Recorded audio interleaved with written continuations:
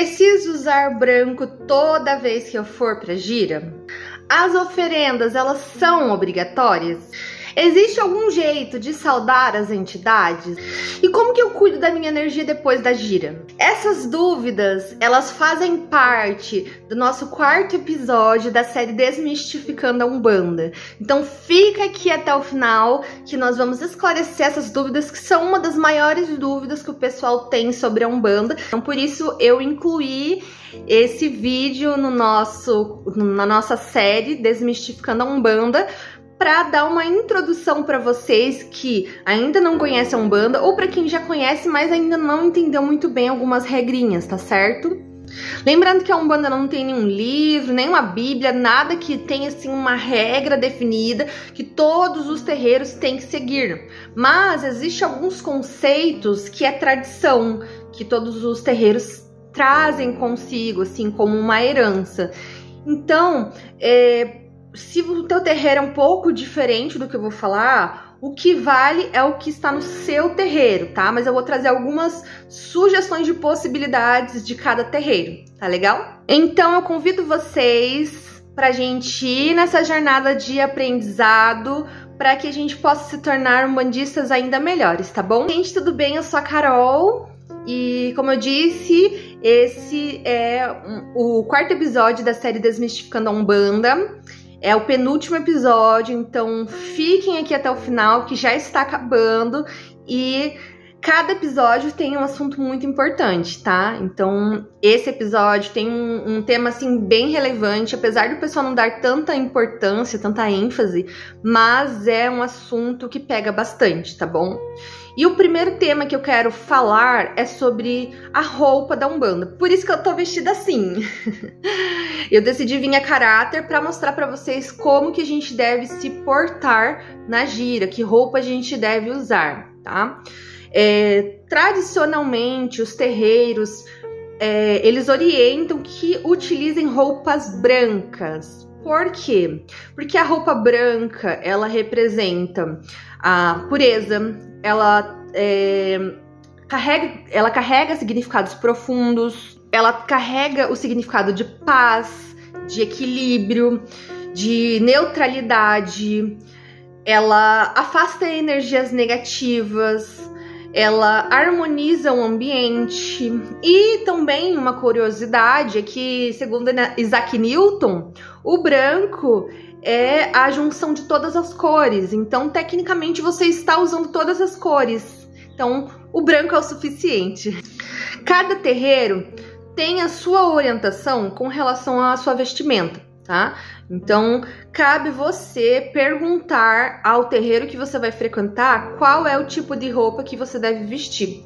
Eu já gravei um vídeo falando um pouquinho sobre vestimento, mas assim, para deixar um pouco mais claro para vocês, a maioria dos terreiros pedem que todos vão de branco ou de roupas claras. Alguns terreiros pedem, inclusive, que a própria consulência vá de roupas claras, tá? O padrão de vestimento dos médiuns é o quê? Camisa branca, uma calça larga por baixo e, se for mulher, saia, tá? Em alguns terreiros, eles exigem o pano de cabeça. O meu terreiro não exigia antes, agora começou a exigir. Eu não gosto muito porque eu tenho muitas dores de cabeça, então aperta demais. Mas tem terreiro que exige e você tem que seguir a regra do lugar. Tem terreiro que exige o pano de costa, que é aquele pano que cobre a parte dos seios. O meu terreiro não exige, então eu nunca comprei. E tem alguns terreiros também que eles sugerem a utilização da faixinha. Deixa eu ver se consigo mostrar pra vocês, tá vendo? A faixinha que fica aqui na nossa cintura, que é uma faixinha que define qual é o nosso orixá. Como eu fui roubada, eu não tenho a minha guia de Oxum, eu acabei nunca fazendo. Já faz quase, não vai fazer um ano, mas faz bastante tempo que eu fui roubada e fiquei só com a minha guia de Oxóssi. Mas, além da guia, eles utilizam muito essa faixinha para identificação, tá certo? Para as vestimentas, o aconselhado é sempre use roupas largas, tanto consulente quanto pessoas que estão dentro da corrente. Sempre utilize roupas largas, sem decote, pelo amor de Deus. Por quê? Porque quando está ocorrendo um trabalho na gira, se você está com uma roupa muito justa ou muito decotada, você pode acabar passando por um constrangimento. Ou pior, você pode acabar gerando uma situação de briga entre casais, que é o que acontece muito, tá? O que acontece? O constrangimento vem por quê? Porque às vezes você não está preparado, vamos supor, você não sabia que você ia receber uma entidade e essa entidade vem do nada, né? Que a gente às vezes vai no terreiro como consulente, não sabe que vai receber entidade, e aí chega lá, o pai de santo acaba chamando a entidade para ver o que tá acontecendo, fazer um descarrego, sei lá.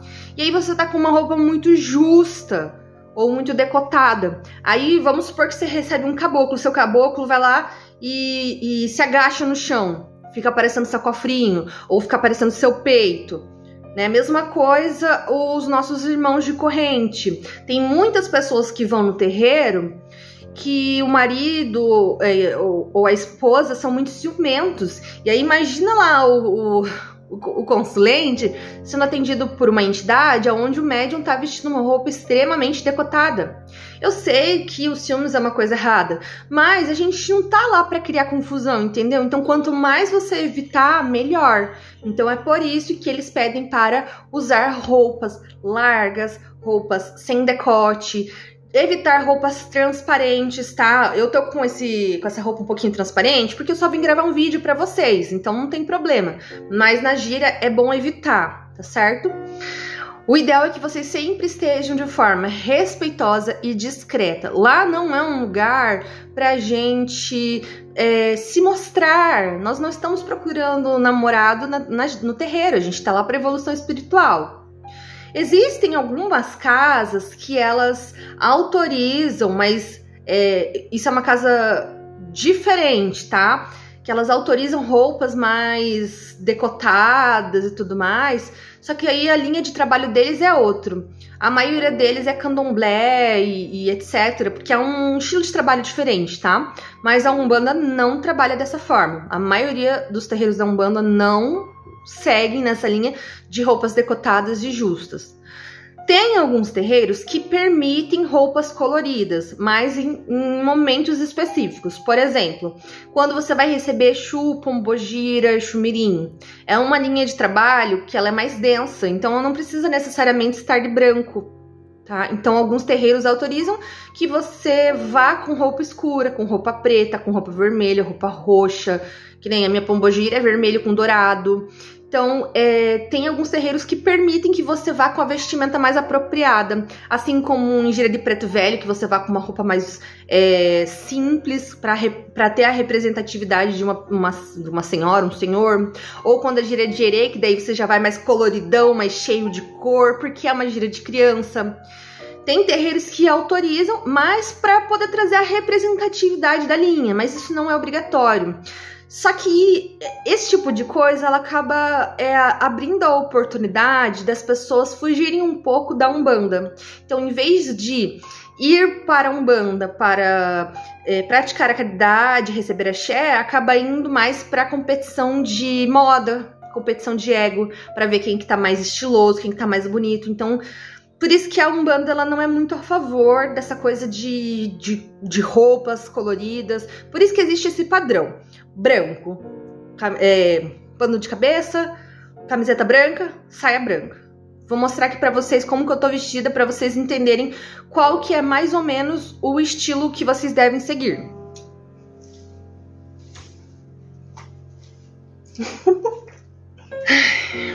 Ai, meu Deus. Mostrei pra vocês como que eu tô vestida, né? Como eu gravo tudo sozinha, não tenho tripé, não tenho nada, então teve que ser desse jeitinho mesmo. Mas vocês viram, é uma roupa simples, é uma roupa padrão. E eu digo pra vocês, eu nunca comprei uma saia. Essa é a única saia que eu tenho, que eu ganhei de uma pessoa. Já tá até furada, inclusive. Mas ela cumpre a sua missão, então é essa que eu tenho, é essa que eu vou seguir até o dia que eu puder comprar outra. E me serve muito bem, faz tudo que eu preciso. Estamos entendidos então sobre a vestimenta? A gente pode passar para a segunda parte desse vídeo? Se vocês ficaram com alguma dúvida, gente, comenta aqui embaixo, pelo amor de Deus. Não tem problema se eu precisar repetir ou explicar de outra forma. O importante é que vocês entendam que precisa seguir esse padrão, precisa respeitar as regras do terreiro, tá bom? O próximo tópico que eu trouxe aqui para esse vídeo, que é muito interessante, é sobre as oferendas. As pessoas sempre ficam em dúvida se elas são obrigadas a fazer a oferenda e o porquê que deve ser feita a oferenda, né? E o ato de oferendar algo na Umbanda é um ato de fé, é um ato de conexão com os seus orixás e com os seus guias. Essa oferenda, ela pode ser feita de diversas maneiras, mas ela não é obrigatória. Você faz se você sentir que deve fazer, se você quiser, tá? Essas práticas, elas são muito comuns para que possa ser feita uma troca de energia, para que possa expressar uma gratidão, para que possa pedir o auxílio espiritual para alguma entidade ou para algum orixá, né?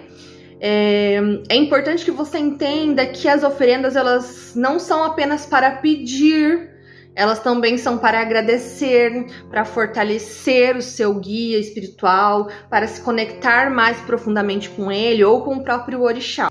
O que a gente pode fazer de oferenda?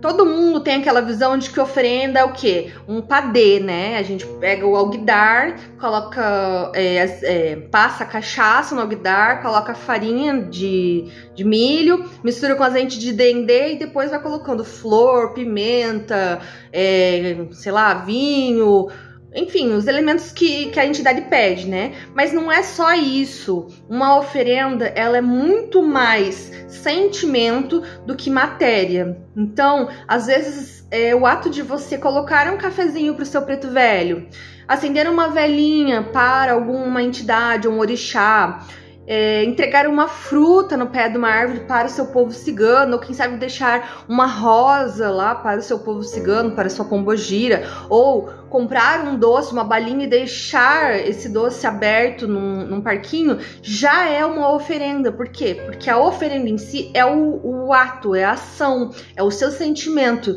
O que torna tão importante é o seu sentimento sendo emanado para esta oferenda. E muitas das vezes essa oferenda ainda é mais forte do que um padê, porque para que você consiga realizar uma magia, você precisa ter fé. E a fé, às vezes, ela está mais presente na humildade do que em algo extremamente complexo. E lembre-se, gente, a gente jamais tira da nossa boca para dar para Exu, para dar para entidades no geral ou orixá. Então, se você não tem condições financeiras de comprar algo para entregar, fazer uma oferenda, não faça, não tire da sua boca. Eu tenho certeza absoluta do que eu tô te falando, que as entidades, elas vão ficar mais felizes de você ir lá e comprar uma comida para você comer, pro seu bichinho comer, do que você pegar e passar fome, passar dificuldade só para poder fazer um padê maravilhoso para sua entidade. Eu conheço a entidade que consegue fazer um trabalho só com um toco de vela, gente. Uma vela e ponto, acabou. Então, a oferenda, ela tem que partir do coração, ela tem que ser feita com respeito, mas ela tem que ser feita com consciência, conforme as suas condições financeiras. Os elementos, eles possuem uma relação muito específica com cada símbolo. Então, por exemplo, quando você entrega uma fruta, normalmente você está oferendando ou ao Oxóssi, ou ao povo cigano, ou ao Oxum. Então, cada elemento, ele tem uma função. Então, é importante você entender um pouquinho sobre o que você está entregando para a sua entidade ou para o seu orixá. Por exemplo, quando você entrega fruta, você tá pedindo abundância na sua vida, tá pedindo fartura. Quando você acende uma luz, você tá pedindo conexão espiritual, você tá dizendo ao mundo espiritual que você precisa de mais força, você está dando força ao espiritual, tá trazendo luz ao mundo espiritual, tá energizando o ambiente.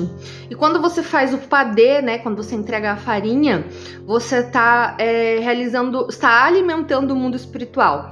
Você está fazendo a representação do alimento. Então você está representando a força vital. Sempre que você for fazer a sua primeira oferenda, é interessante conversar com seu pai de santo, sua mãe de santo, para eles verem se é adequado, porque como cada terreiro tem as suas regras, tem terreiro que deixa ali o seu médium fazer as entregas por livre-arbítrio, mas tem terreiro que gosta de acompanhar. Então, por via das dúvidas, converse com o seu chefe dirigente, veja como que funciona a casa, é melhor você seguir as regras deles para não ter confusão, tá? E aí eu deixo uma reflexão para você com relação às oferendas. Quando você faz a entrega de uma oferenda, você está fazendo essa entrega por puro ego, por puro sentimento de posse, por benefício próprio, ou você está fazendo essa entrega por amor, com coração puro, com desprendimento? Terceiro tópico muito importante que eu trouxe aqui para vocês. Existe alguma maneira correta de saudar os orixás? Sim! Cada orixá tem a sua forma de saudação. É como se você estivesse pedindo a bênção dele, é como se você estivesse se aproximando dele. Tá? Eu vou trazer algumas saudações para vocês. Essas saudações, elas são dos orixás principais da Umbanda. Então, não sei, qualquer outro orixá que não seja orixá da Umbanda eu não vou trazer, tá bom? Então vamos lá. O primeiro orixá é Oxalá, Epa Epa Babá. O segundo é Ogum, Ogunhê meu pai. O terceiro, meu paizinho, Oxóssi, Okearô Oxóssi. O quarto é Xangô, Caô Cabecilê meu pai. O quinto é Iemanjá, Dociá minha mãe. O sexto, minha mãezinha Oxum, Ora Iê Oxum. E o quarto, mas não menos importante, é Yansan, Epa Reoiá. Essas são as palavras que alguns terreiros gostam muito de utilizar para poder fazer a saudação. E junto com essas palavras, o pessoal costuma fazer alguns gestos, como inclinar a cabeça, como sinal de respeito, ou às vezes colocar a mão no peito, ou cruzar os braços no peito, assim, ó, como sinal de respeito. Cada casa de axé tem a sua maneira de saudar, né? Lá no meu terreiro a gente faz a saudação das palavras, mas em um determinado momento, no início da gira, nós batemos cabeça pro nosso orixá e também saudamos ele. Então a gente faz a saudação de todos os orixás e depois a gente bate cabeça e sauda mentalmente o nosso orixá, o nosso pai, nossa mãe de cabeça. Para que a saudação serve, né? Para que adianta? Qual que é a necessidade disso? A saudação, ela é uma maneira de nos ensinar a sermos humildes, de nos ensinar a sermos respeitosos com a energia da natureza, porque cada orixá representa uma energia da natureza, né? Então a saudação é você reconhecer, reverenciar e se conectar aos orixás. Lindo, né? E o último tópico que eu trouxe aqui nesse episódio é sobre o pós-gira. O pessoal não costuma se preocupar com o pós-gira. Na verdade, eu não conheço um macumbeiro que se preocupe. E isso não é muito bom para a sua saúde, porque após a gira é muito comum que as suas energias elas fiquem um pouquinho desequilibradas, que ela fique um pouco mais sensível, porque dependendo da gira que você foi, dependendo de como foi o trabalho, você se desgasta muito, porque durante a incorporação você doa a sua energia. E não só na incorporação, quando você está lá como Cambone, você doa a sua energia, quando você está com a mãozinha esticada, você doa a sua energia. Quando você faz transporte, você doa essa energia. Então, você acaba sendo um pouco desgastado, sabe? O fato de você estar dentro da corrente, você está compartilhando energia com os seus irmãos. Então, você precisa ter um cuidado pós-gira.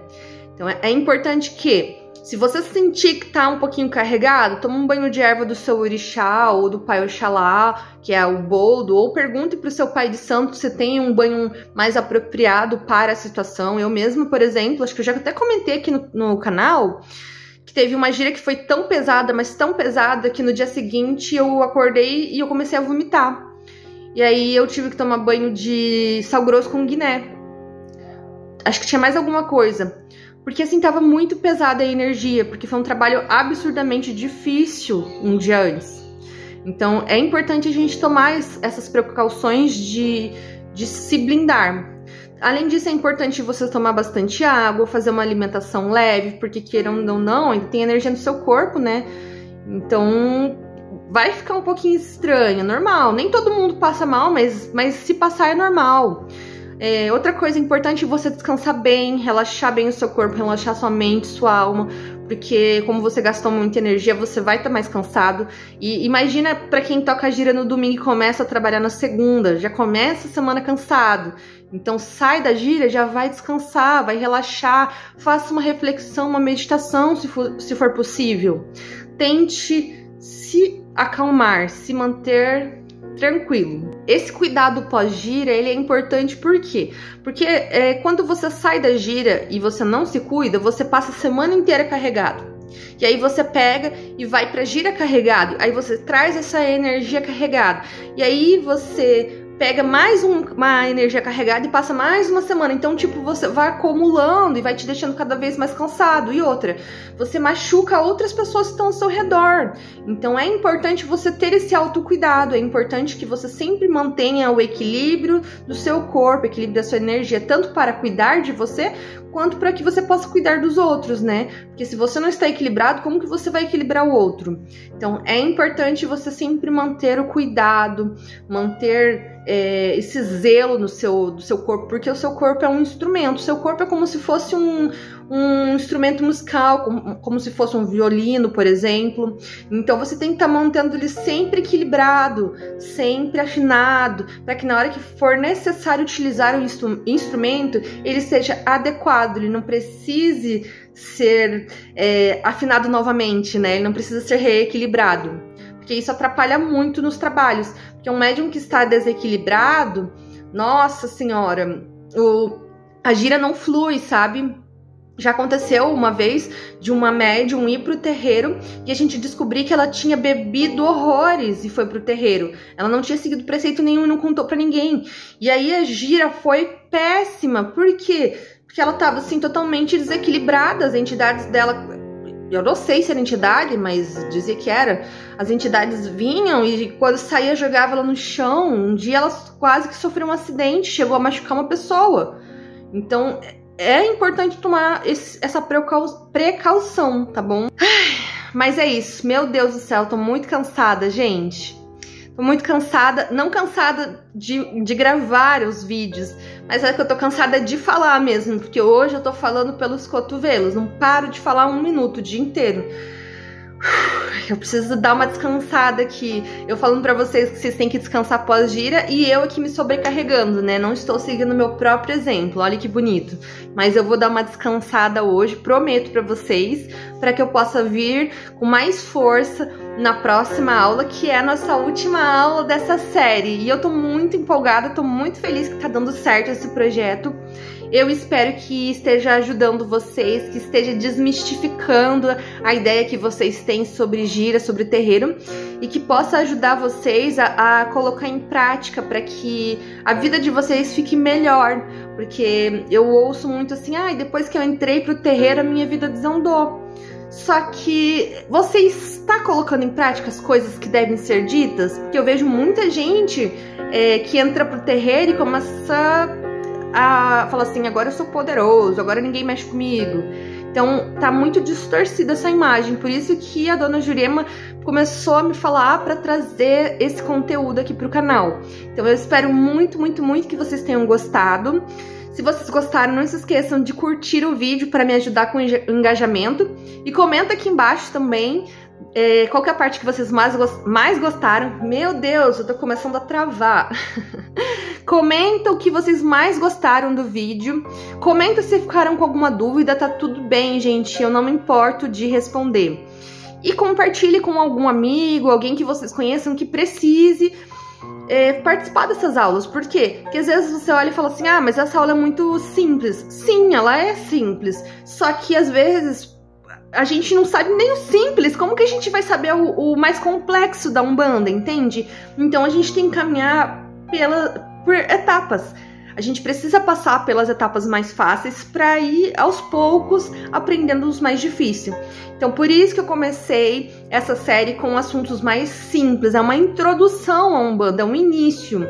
E aí os outros vídeos que eu trago aqui no canal, como os meus vídeos de autoconhecimento, os meus vídeos sobre as minhas experiências mediúnicas ou meu desenvolvimento mediúnico, é para complementar, para que vocês possam ter para que vocês possam ter uma bagagem interessante, sabe? E futuramente, não sei como que vai ser agora, porque depois que acabar essa série eu vou dar uma relaxada, porque eu tô assim a mil com essa série, meu Deus do céu. Mas depois que eu conseguir dar uma relaxada, talvez eu traga mais assuntos sobre isso. Eu ainda tô analisando com a dona Jurema, né, que é ela que tá me ajudando, ela e o seu Cobra. Então a gente ainda tá vendo quais vão ser os próximos temas, mas eu tô muito feliz de estar trazendo esses temas aqui pra vocês. Eu tô muito feliz mesmo. Eu espero que vocês realmente estejam gostando.